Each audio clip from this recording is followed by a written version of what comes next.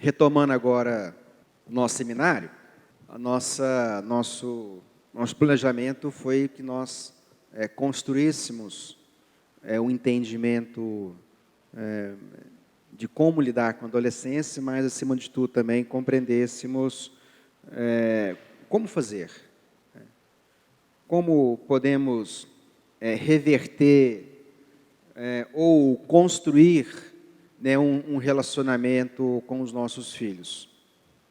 Quero citar um versículo, Malaquias capítulo 6, Malaquias capítulo 4, verso 6, fala assim: e ele converterá o coração dos pais aos filhos e o coração dos filhos a seus pais, para que eu não venha e fira a terra com maldição. Esse versículo fala a respeito da cura dos relacionamentos. Pois, afinal, esse é o propósito que Deus tem para nós.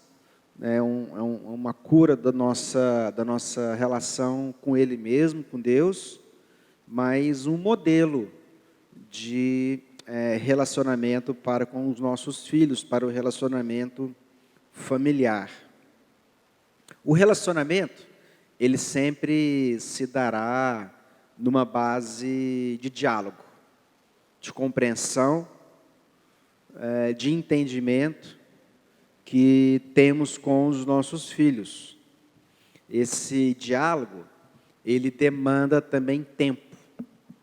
Nós precisamos dedicar aos nossos filhos tempo.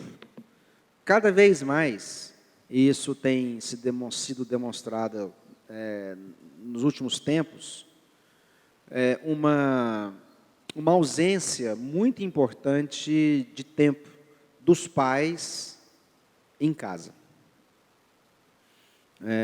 Pai trabalha fora, mãe trabalha fora, os filhos também, via de regra, têm atividades escolares, extracurriculares, e muitos dos nossos filhos passam boa parte do tempo fora de casa, e quando eles estão em casa, eles estão sem o pai e a mãe. Então é muito importante compreendermos que relacionamento, ele precisa ser priorizado. E relacionamento, tempo juntos, precisa ser nos nossos dias agendado. Isso pode parecer, à primeira vista, algo forçado, mas por experiência própria nós temos visto que quando nós agendamos o relacionamento com os nossos filhos, quando a gente prioriza tempo na nossa agenda, quando nós priorizamos agenda para estarmos com eles, além de passarmos uma mensagem, a gente consegue naquele momento dar uma dedicação exclusiva, não apenas dos pais com os nossos filhos, mas dos filhos conosco também. É muito dito hoje, e algo que quase que já está consagrado, tempo de qualidade. E tempo de qualidade virou algo como assim, que é tempo de qualidade versus tempo em quantidade. Mas, na verdade, ambos os termos, novamente, é uma construção social. Nós temos que dedicar tempo aos nossos filhos, nós temos que dedicar tempo à família. Não é uma questão de ser quantitativo, qualitativo. Sempre tem que ser em quantidade, sempre tem que ser em qualidade. Então, o nosso objetivo não é definir apenas, eu passo pouco tempo com os meus filhos, mas enquanto eu estiver com eles, eu vou dar um tempo de qualidade. Na verdade, nós temos que dar os dois. De alguma forma, nós temos que construir na nossa agenda tempo para os nossos filhos. Porque é durante esse momento de tempo que nós podemos ter momentos de diálogo, para que diálogo não seja apenas esses momentos que nós vamos resolver problemas, situações. O nosso tempo com os nossos filhos não pode ser apenas o tempo de discutir a relação.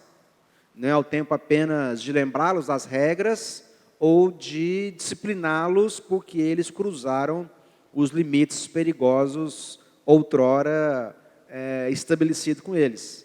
Então, nós precisamos, sim, buscar essa construção ou reconstrução dos relacionamentos através de diálogo e tempo. Como nós falamos nos blocos anteriores, os nossos filhos adolescentes, eles não se rebelam simplesmente pelas regras, porque em muitos casos eles estão dispostos a seguir as regras, por exemplo, no trabalho, para quem trabalha, na escola, para quem estuda, mas eles se insurgem diante daquela figura autoritária, porque é aquela figura autoritária na cabeça deles que são os grandes frustradores. E de fato nós o somos. Nós pais somos os maiores frustradores dos nossos filhos.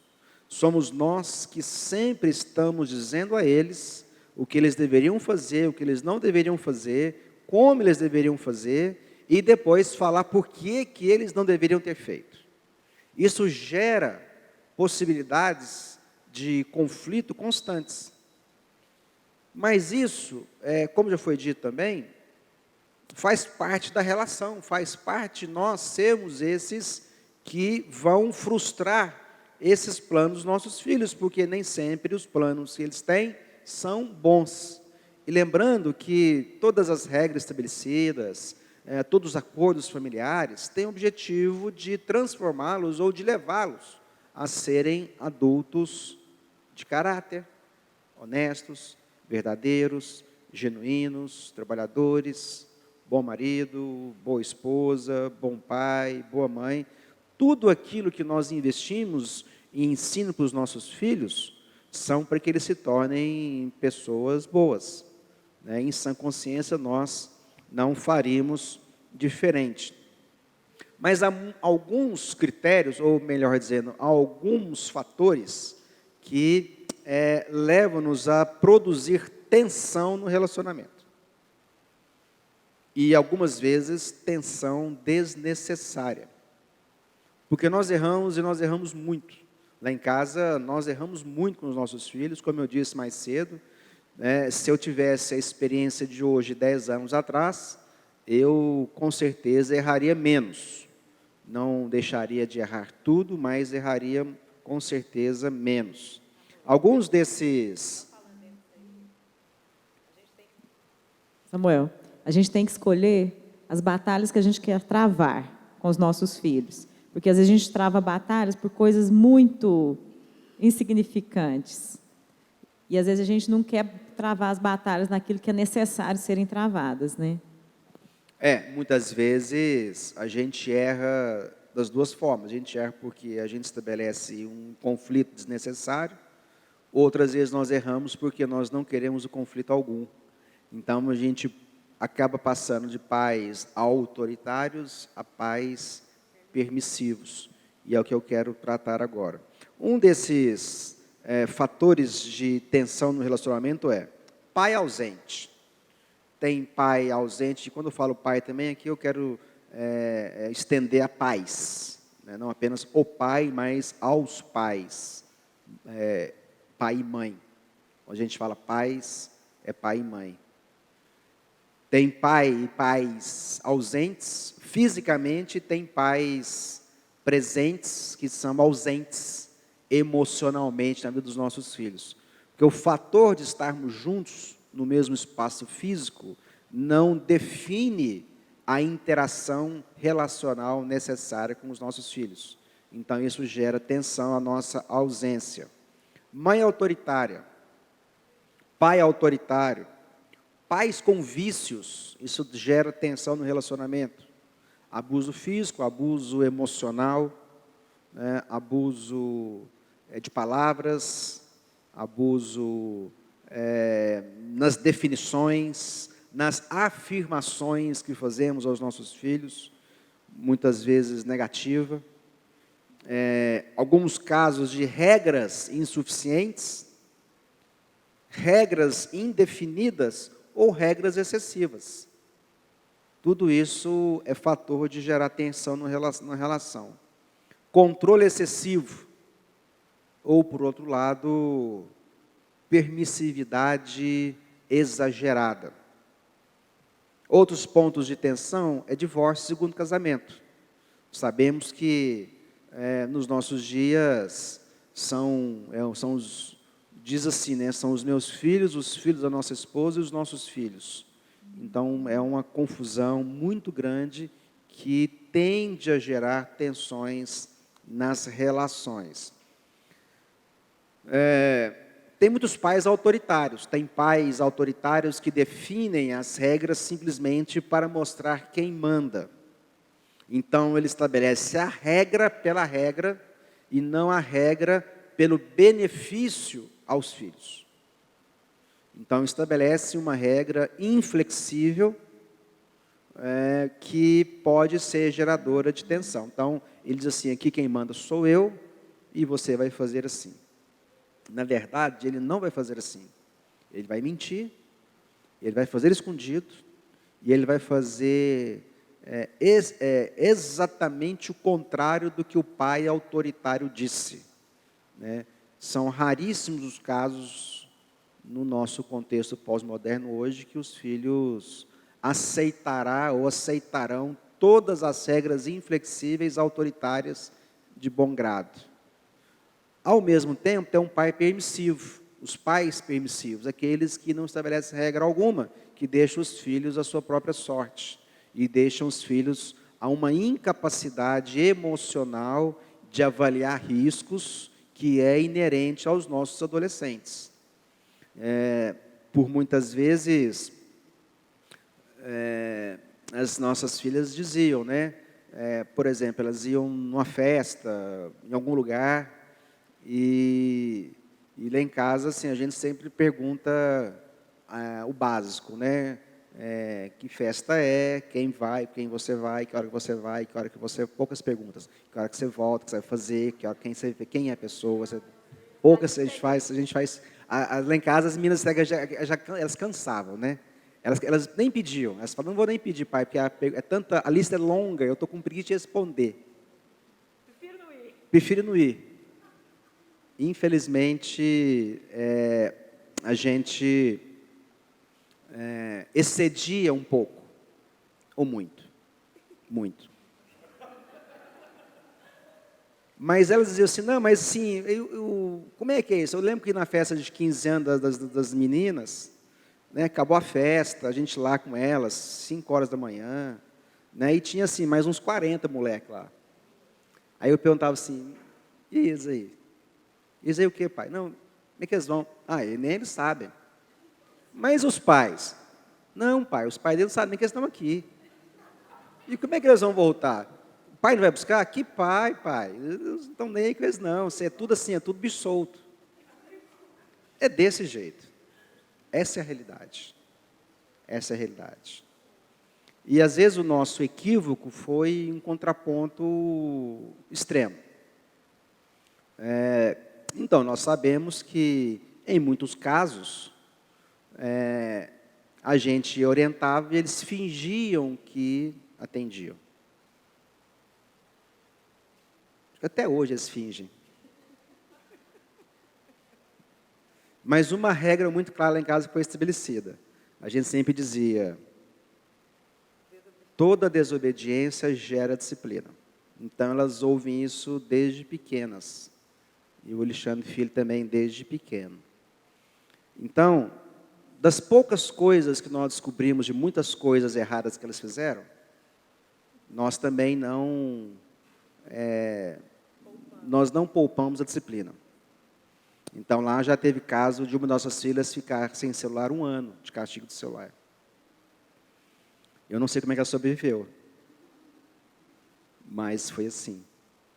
E ela já ficou outro período de quase 6 meses sem celular também. Então, assim, não morreu. Eu acho que ela queria me matar, mas ela mesmo não morreu. Então, como fazer para reconstruir esses momentos onde a tensão se acirra? Como estarmos prontos e preparados para lidar com os nossos equívocos, os nossos erros, primeiramente nós precisamos confessar, reconhecer e confessar que nós erramos no excesso. E ao mesmo tempo, nós temos que estar sempre dispostos a perdoar. Então, os nossos filhos precisam saber que as regras são claras, eles precisam saber que quando cruzam os limites, a disciplina será imposta, mas também precisam saber que eu e a Paula estamos sempre dispostos a perdoá-los para a reconstrução do relacionamento. O texto bíblico nos diz que toda quebra de obediência, ou seja, toda desobediência com Deus, há uma quebra de relacionamento. Esse é o pecado original. Nós saímos da presença de Deus pela desobediência. Essa foi a queda e a quebra da relação pela desobediência. Então, os nossos filhos sabem lá em casa que quando eles desobedecem, é uma quebra de relacionamento, é uma quebra de confiança, é uma quebra de credibilidade, é uma quebra que nos afasta uns dos outros. Todo pecado que é desobediência e toda desobediência que é pecado, ela gera afastamento. E eles sabem disso porque nós frequentemente os lembramos disso. Mas há algo que eles sabem de nós também, que eu e a Paula sempre estamos dispostos a perdoar. Mas eles sabem também que mesmo perdoando, eles estão sujeitos à disciplina. E assim tem sido lá em casa, entre erros e acertos, mas não há culpa, porque culpa é quando agimos deliberadamente contra. O que há lá em casa é corresponsabilidade. Então nós sentimos responsáveis, eu me sinto responsável pelas desobediências deles, e eles também sentem responsáveis pela nossa forma de agir com eles. Como Alexandre, reconstruir? Uma pergunta aqui, às vezes é voltado aí, você diz que, pergunta mandada, você diz que se pudesse voltar, voltaria 10 anos atrás para recomeçar algumas coisas. O que você mudaria nesses 10 anos? Entre as coisas que eu mudaria, falando sobre esse assunto, está na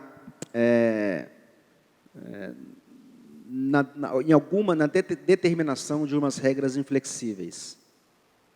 Porque talvez algumas dessas regras, elas poderiam ser postas de uma forma mais flexível, no sentido de caso a caso, porque nós percebemos que em muitos momentos, mesmo estabelecendo regras, elas foram transgredidas.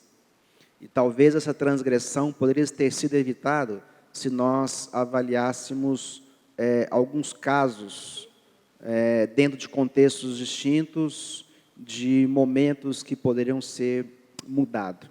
Coisas não muito complexas, por exemplo, onde ir, que horário chegar, para evitar que elas saíssem de noite, de madrugada, escondido, enquanto nós estivéssemos dormindo. Simples assim. Mais alguma? Em relação a... Pode falar.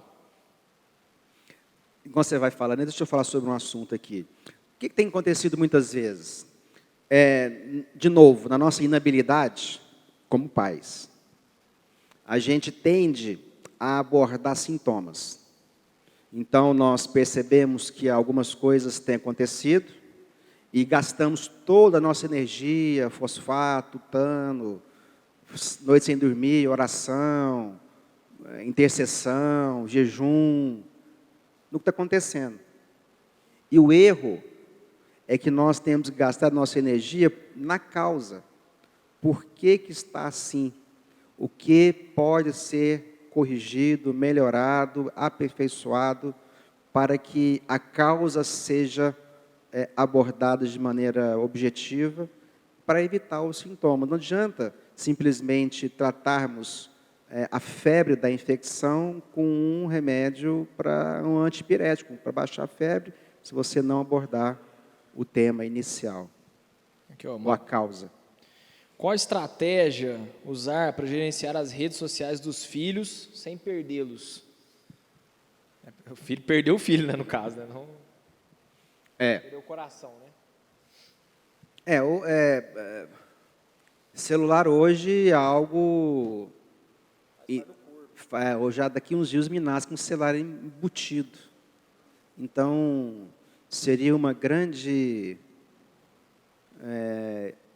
bobagem nossa achar que nós vamos limitar o acesso.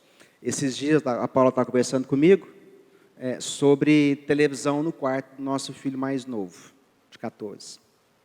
E a Paula falou assim, eu sou contra colocar a televisão lá, porque perde o controle. Aí eu falei assim, amor, o controle nós perdemos no dia que teve celular. Porque é o celular que perde o controle. Porque ele assiste tudo no celular. Ele não precisa de televisão. Ele não precisa daquela coisa quadradinha que nós, na nossa geração, tínhamos como acesso. Hoje, as redes sociais, a internet, o Dr. Google, o site, Netflix e os X da vida já expõem todo o lixo a eles. Então, a nossa tentativa lá em casa é do ensino, não é da proibição disso. Então, a gente ensina o bom uso do celular, o bom uso da internet, o bom uso das redes sociais. Então, a gente ensina que conteúdo que é adequado, que conteúdo que não é adequado. Então, lá em casa, a gente tinha algumas práticas. O pai, eu posso ir no filme? Pode. Qual que é a sessão? 16. Não pode. Quantos anos você tem? Tem 12. Então, se o filme fosse para 12, você podia ir. Eles ficavam frustrados, mas sobreviveram. Depois de 3 meses, voltavam. Sobreviveram. Então, lá em casa, eu tenho filhos abaixo de 18. 2. Então, a Netflix lá em casa é bloqueada para filme de 18 anos. Vai resolver? Não sei. Mas esse é o padrão lá em casa.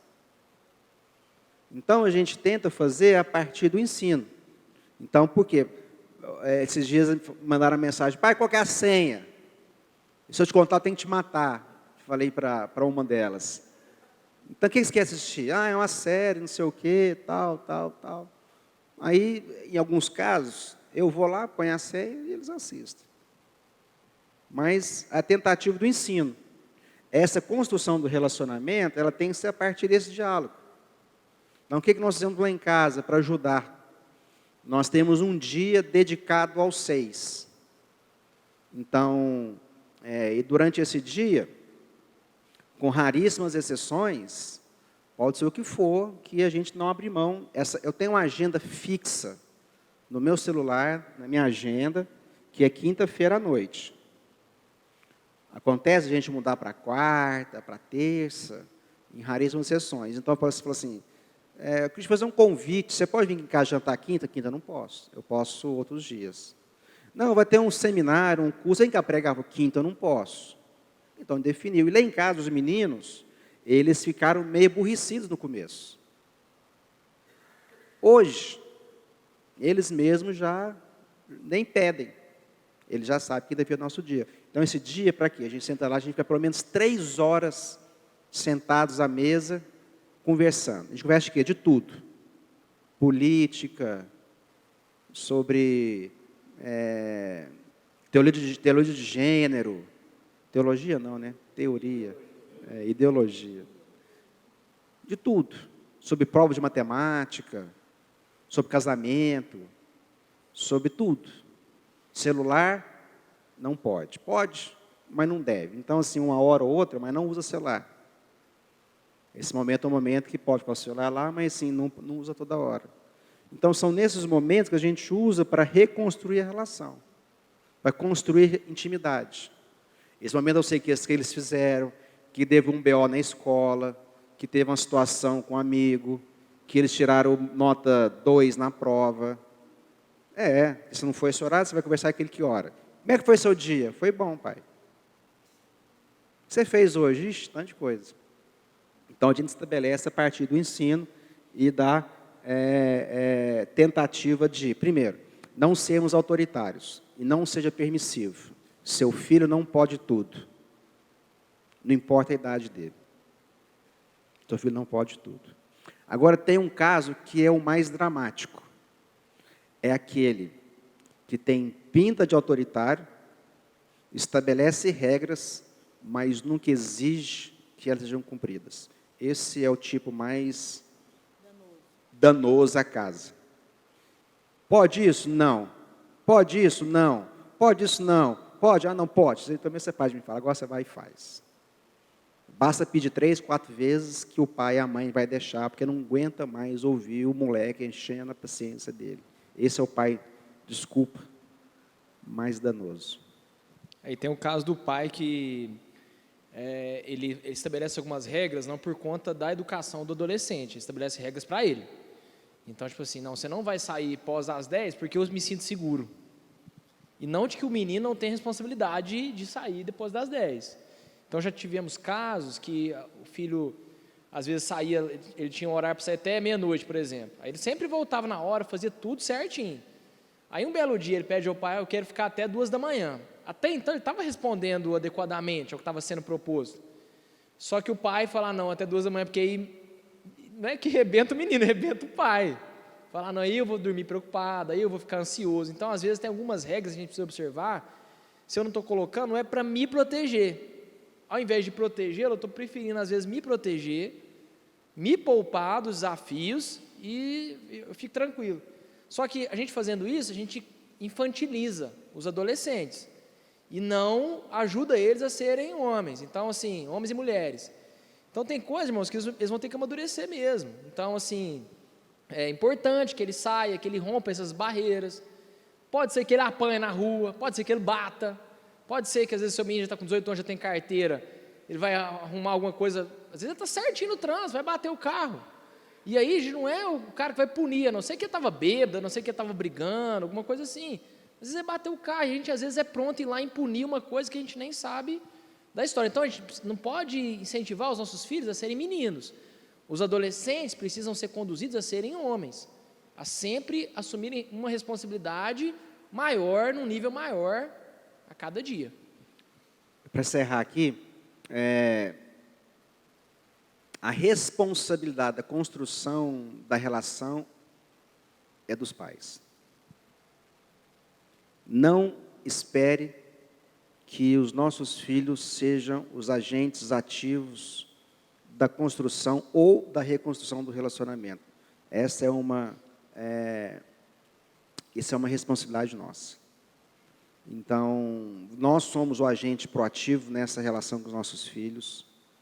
E quando eles errarem conosco, que a relação for quebrada, que a relação for fragilizada, nós também devemos ser os agentes da reconstrução do relacionamento. Nós temos que promover a reaproximação, nós temos que promover o diálogo, o perdão ou liberação de perdão, nós temos que promover a reconciliação e promover, a partir disso, a retomada do relacionamento como ele é.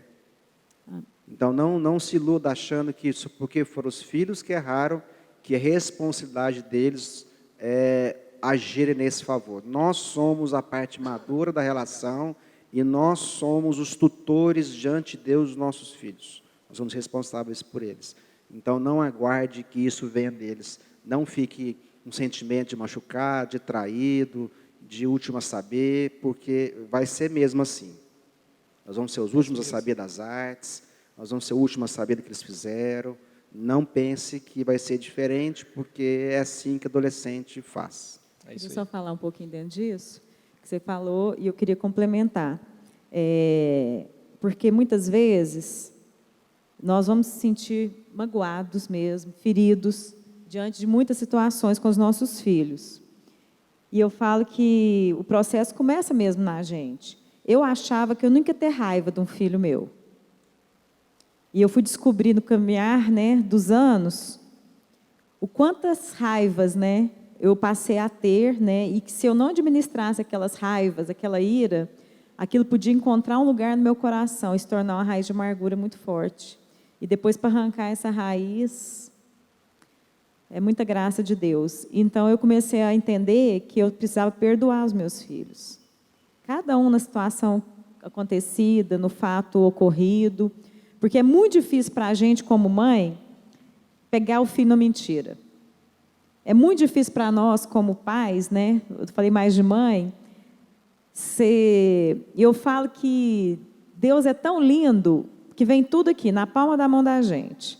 Os meninos fazem os trem errado, tudo escondido, mas vem na palma da mão da gente. Então, o dia que a nossa filha saiu escondida de madrugada, o cara da portaria ligou lá em casa, que tinha um Uber esperando ela. Como assim? Para quem? Quando eu entrei no quarto dela, que ela não estava, vocês não têm noção o que eu senti. Então, são coisas assim que a gente tem que aprender a lidar mesmo, entender isso aí que o Alexandre falou, porque muitas vezes a gente fica nessa posição. Ele que tem que vir cá, reconciliar comigo, porque ele que agiu errado e tudo. Mas a gente precisa ser livre dessa mágoa, dessa culpa. Igual a gente já falou no começo, nós não temos que carregar a culpa no nosso coração, então nós temos que liberar.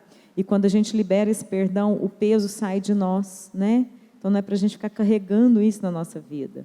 Então, quando a gente já sabe que os filhos eles vão cometer, vão errar, gente, que Deus nos dê um coração cheio de compaixão, de amor, porque eu tenho ministrado isso no meu coração. O perfeito amor lança fora todo medo, porque a gente vive sob pressão de medo. O amor encobre multidão de pecados. Só o amor de Deus sobre a nossa vida é capaz de fazer isso. O amor tudo sofre, tudo crê, tudo espera. Mas o amor, gente, nunca falha. É isso aí. Eu quero fazer um contraponto aqui à Paulinha, porque ela falou que tudo chega na mão, né? Vou fazer o ponto do adolescente agora. Eu, com 10 anos de idade, eu capotei um carro. Minha mãe ficou sabendo quando eu já era casado. Então, assim, o que eu estou querendo dizer aqui, assim, eu sobrevivi, entendeu? Superei. Então, às vezes nem tudo vai chegar. Às vezes as principais coisas vão chegar. Então, às vezes, você vai saber de coisas lá na frente. Eu não estou falando que seu filho vai capotar um carro, mas tem coisas que acontecem mesmo. É normal, vamos dizer assim, não capotar um carro. Mas algumas bagunças são próprias. Isso faz parte do crescimento e aprendizado. Obviamente, as que são descobertas precisam ser disciplinadas, né? Precisam encontrar esse espaço. Há uma pergunta aqui, a gente passa para o último bloco, sobre... Pode falar? Sobreviver, exatamente. Antes de passar para o último bloco, uma pergunta aqui importante. Fala assim, como lidar com o isolamento do meu filho, no quarto, até às vezes no seu mundo mesmo, em conjunto conosco? Então, vou responder rapidinho. Isolamento faz parte do mundo do adolescente. O adolescente é naturalmente isolado. Então, não é nada novo, não é ele, não é o seu adolescente, não é o seu filho, todos são assim e isso faz parte também da construção, da identidade própria e pessoal do adolescente. Então, seu filho é isolado, ele não é anormal, ele não é um ET, ele é um adolescente comum, como qualquer outro, que vai passar por situações de melancolia, algumas, às vezes, é claro que precisam ser tratados mesmo, porque acabam caindo em casos de depressão. Então, avalie-se caso a caso, mas em linhas gerais, o adolescente é um ser isolado, por tudo, pelos seus hormônios, pela situação e pela fase que ele vive. É isso aí, por mim. Essa questão do isolamento lá em casa é muito evidente. E o que nós percebemos também é que à medida que eles ficam adolescentes mais velhos, isso diminui. Então, os nossos filhos mais novos hoje, eles tendem a ficar mais isolados que os mais velhos. E uma das nossas tentativas nisso também era estabelecer alguns padrões lá em casa, das refeições juntos. Então, às vezes, chega da escola e fala assim, não, eu não estou com fome, não tem importância, você vai almoçar com a gente, vai sentar à mesa conosco para o almoço. Eu não quero almoçar, não, vamos só ficar aqui, você fica me olhando, eu fico te olhando, eu como, você fica me olhando. E assim eles ficavam lá em casa. Então lá em casa tem todo mundo já sabe que, eu não quero almoçar, mas vai vir para a mesa. Então a gente faz algumas coisinhas, são pequenas, que no fundo, no final, a somatória delas vai fazer nesse efeito. A gente vai para a sala ver televisão, a gente vamos assistir um filme juntos. Aí vem, não, pode escolher o filme. Se você não fizer essas coisas, eles precisam de motivos para sair da caverna. E a gente vai dando a eles motivos para que eles saiam da caverna. Isso é intencional. É comum, é normal, mas nós temos que tirá-los ao máximo possível desse lugar de isolamento para a relação, para o relacionamento. Mesmo para avaliar a que ponto que está esse isolamento, né? Eu também, como o Alexandre, tenho 3 adolescentes. Né? E nós passamos uma fase que talvez é o que essa pessoa que perguntou de isolamento está vivendo, né? É normal, a gente sabe que mas uma coisa que fez muito efeito na nossa vida, com o meu mais velho, foi ir para dentro da caverna dele. Teve um tempo que a gente teve que ir, gastar tempo, às vezes era 2, 3 horas dentro do quarto dele, conversando, tentando entrar no coração dele. Não consegue num papo de 15 minutos, meia hora.